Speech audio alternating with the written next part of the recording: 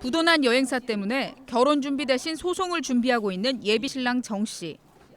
설 연휴에 신혼여행을 계획했지만 한순간에 물거품이 돼버렸습니다. 7월 달에 저는 예약을 했단 말이에요. 7월 달에 예약을 했는데 해서 돈도 줬어요. 전액 다 줬죠. 왜냐하면 이제 현금으로 결제를 하다 보니까 전액으로 입금이 돼야 된다고, 완납이 돼야 된다고 하더라고요. 이제 저야 피해봤다라면 신혼여행 못 간 거랑 저희 돈 누가 어디다가 썼냐고 하니까 자기 빚 갚는 데 썼대요. 정태훈 씨와 같은 피해를 입고 고소를 한 피해자는 A 여행사에서만 52명. 피해 금액은 1억 1,400여만 원입니다.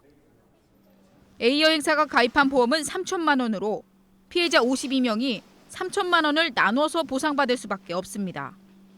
1인당 100만 원 단위를 쉽게 넘어가는 패키지 상품의 경우 여행객 몇 명만 모이면 보험금 한도인 3천만 원은 쉽게 넘어가기 때문에 피해자가 보상받는 금액은 터무니없는 수준입니다.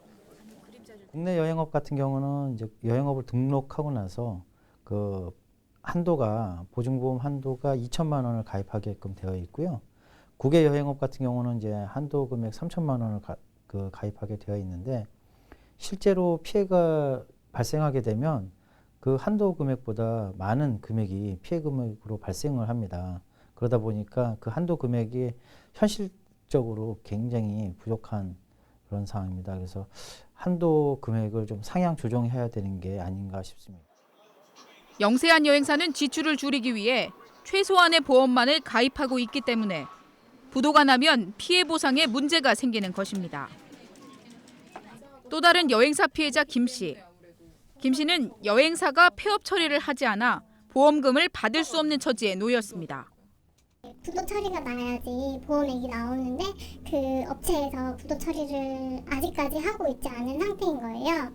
그래서 이제 그 보험액도 못 받게 되는 거고 또 이제 그 대표라는 사람은 근처에 사무실 하나 얻어서 그런 비슷한 여행사를 지금 하고 있다고 저는 들었거든요.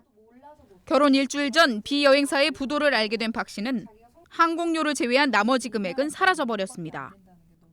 하지만 한 번뿐인 신혼여행을 포기할 수 없어 돈을 더 들여 여행을 다녀왔습니다. B 여행사가 폐업 처리를 하지 않았기 때문에 손해보상 받을 길은 없고 피해 업체의 태도에 화가 났습니다.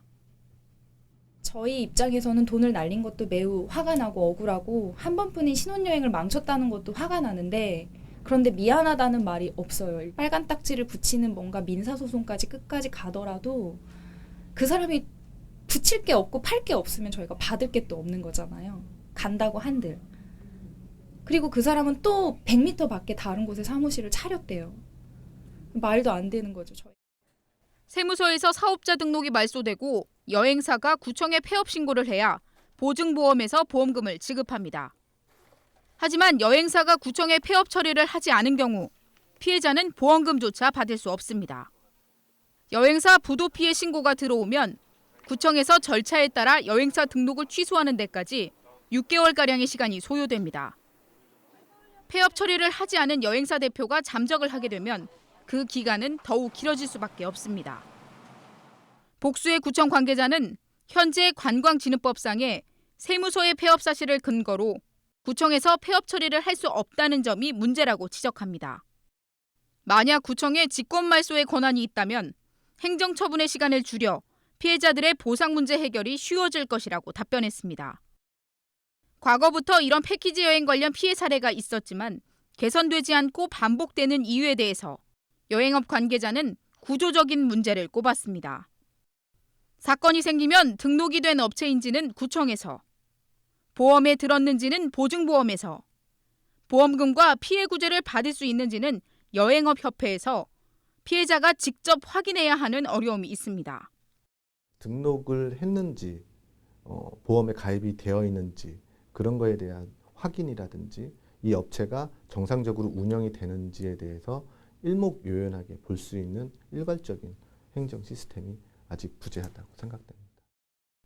여행업은 등록제이기 때문에 일정 금액의 자본금과 간단한 서류만으로 쉽게 회사를 설립할 수 있어서 진입장벽을 높일 필요가 있다고도 말합니다.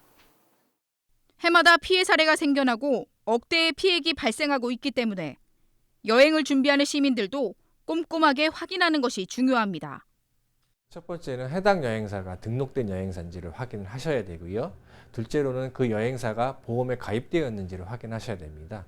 보험은 모든 여행사들이 가입하는 보험이 있고 또 기획여행을 하는 여행사들이 추가로 가입하는 보험이 있습니다. 이 두 가지 보험이 잘 가입되어 있는지 또 가입 금액이 얼마인지를 확인하시는 게 제일 중요합니다.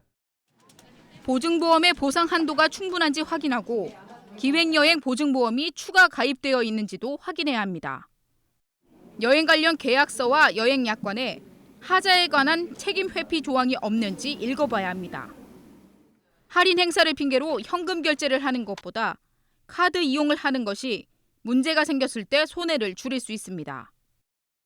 계약금이나 잔금을 이체하는 경우에도 여행사 직원 개인 명의의 통장으로 하면 보상을 받지 못할 수 있기 때문에 주의해야 합니다. 되게 답답한 게 뭐 금액적인 거를 떠나서 그렇게 신혼부부들한테 사기를 친 사람이 버젓이 다른 영업을 하고 처벌을 받지도 않는다는 사실에 대해서 되게 많이 답답해요. 그러니까 계약금을 다시 돌려받지 못하더라도 그 사람이 처벌을 받았으면 좋겠어요. 인생의 새로운 시작에서 큰 피해를 입은 신혼부부들. 양심불량 업체를 통해 지금도 피해자가 계속 발생하고 있다며 안타까움을 드러냈습니다. 꼼꼼히 따져보는 소비자들의 현명한 소비와 정상적인 여행 상품을 판매하는 양심적인 행동을 바탕으로 억울한 피해자가 발생하지 않도록 법적인 보완책 마련이 필요합니다. TBS 김지수입니다.